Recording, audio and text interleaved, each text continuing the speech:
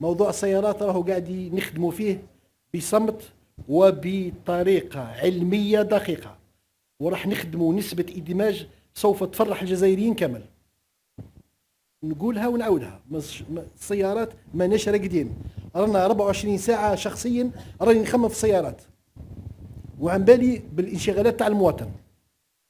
وبإذن الله راح تشوفوا في الميدان يوم السبت إن شاء الله راح نديروا أول لقاء وأول مرة سوف يتم المصادقة على جدول حساب نسبة الإدماج. شيء هذا ما كانش قبل، كي نقولوا 10% و20% ما كانش هناك جدول.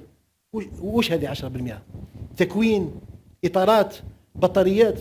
أول مرة إن شاء الله السبت هذا المقبل، يعني بعد غدا، بإشراك كل المتعاملين في صناعة قطاع الغيار، بإشراك وزارة الدفاع الوطني، راح يكونوا حاضرين معنا في وزارة الصناعة. بعثنا لهم مشروع تاع حساب نسبة الإدماج في صناعة السيارات، وراح نصدقوه، وراح تكون أول مرة في الجزائر.